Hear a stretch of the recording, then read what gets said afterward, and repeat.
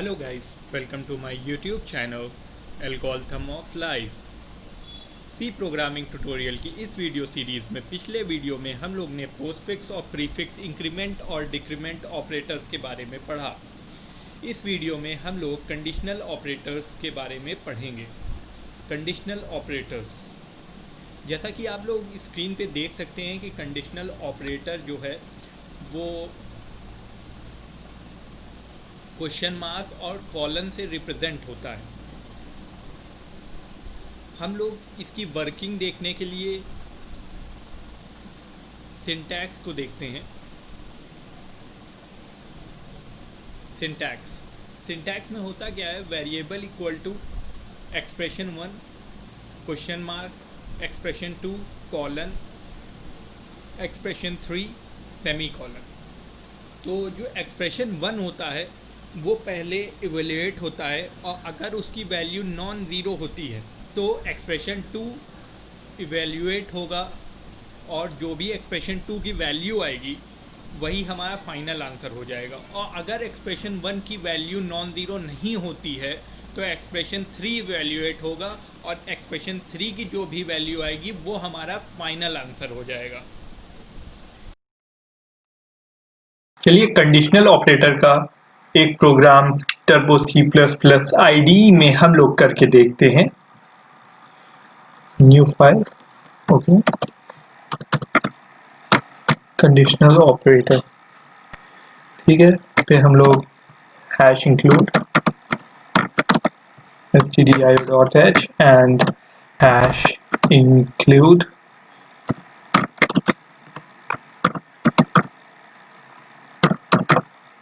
conio.h, then void mean, then after it we will be taking one integer x, एक variable लेंगे integer type का हम लोग, और उसके बाद हम लोग कंडीशनल ऑपरेटर का यूज़ करेंगे। चलिए देखते हैं। सपोज करिए 5 इज ग्रेटर देन 1, ये ले लिया हम लोग ने, क्वेश्चन मार्क लगाया और क्वेश्चन मार्क लगाया और उसके बाद लिखा 10, फिर कॉलन लगाया, फिर हम लोग ने लिखा 20, फिर हम लोग ने 20 लिख दिया और इसकी वैल्यू को हम लोग ने x में डाल दिया। यहाँ पर हम लोग क्लियर स्क्रीन का यूज कर लेंगे। उसके बाद हम लोग x को प्रिंट करा लेंगे। Then after that we will use getch for holding the screen.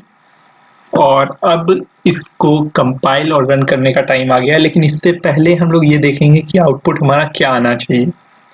तो जैसे कि हम लोग ने पढ़ा है थ्योरी में, अगर जो पहला एक्सप्रेशन होता है वो अगर ट्रू आएगा, ये सेकेंड एक्सप्रेशन जो होता है वो रिटर्न करेगा, नहीं तो ये वाला एक्सप्रेशन थर्ड एक्सप्रेशन का जो भी लिखा है वो रिटर्न करेगा। यहाँ पर क्या रिटर्न करना चाहिए, क्योंकि 5 जो है वो बड़ा है 1 से, तो यहाँ पर 10 रिटर्न हो जाएगा।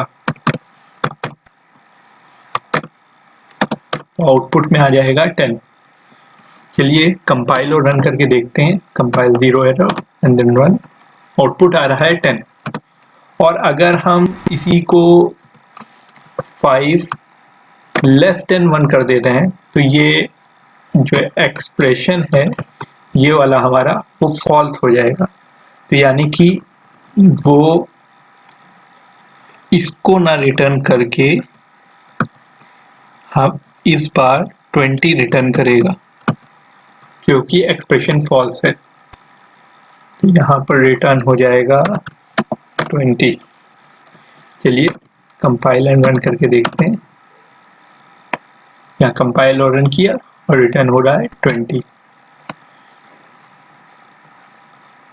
जैसा कि हमने थ्योरी पोर्शन में आपसे बताया भी था कि पहली कंडीशन, यानी कि यहाँ पर पहली कंडीशन जो हमारी यहाँ पर होती है उसमें अगर 0 होगा, ठीक है, अगर 0 होगा तो फिर वो सेकंड एक्सप्रेशन रिटर्न करेगा, नहीं तो थर्ड एक्सप्रेशन रिटर्न करेगा। यहाँ पर सेकेंड एक्सप्रेशन की जगह हमने प्रिंट एफ का यूज कर लिया है, जो कि प्रिंट कराएगा एक्सप्रेशन और साथ में सेकेंड एक्सप्रेशन मतलब जो भी प्रिंट कराता है प्रिंट एफ का जो काम होता है वही करेगा, बस जो नंबर ऑफ कैरेक्टर्स हैं अंदर जैसे 1 ये 2 3 देन स्पेस 4 एंड 5 तो इसको भी रिटर्न करेगा। मतलब ये प्रिंट कराएगा और 5 रिटर्न करेगा, क्योंकि प्रिंट एफ का जो है रिटर्न टाइप जो होता है वो इंटीजर होता है। ठीक है, चलिए अब देखते हैं कि क्या होता है अगर हम जीरो जो है वो फर्स्ट एक्सप्रेशन रखते हैं तो यहाँ पर आउटपुट क्या आना चाहिए।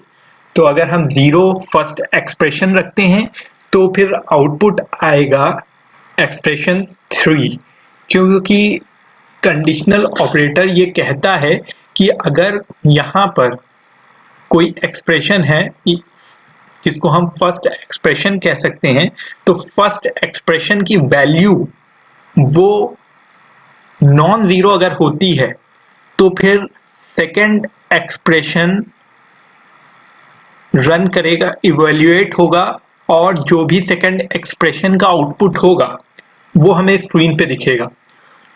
और अगर फर्स्ट एक्सप्रेशन की हमारी वैल्यू 0 हो जाती है तो थर्ड एक्सप्रेशन इवैल्यूएट होगा और जो भी थर्ड एक्सप्रेशन की वैल्यू होगी वो हमें आउटपुट स्क्रीन पे दिखेगी।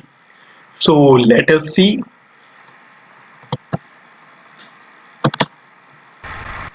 देखिए तो यहां पर क्या आएगा, exp3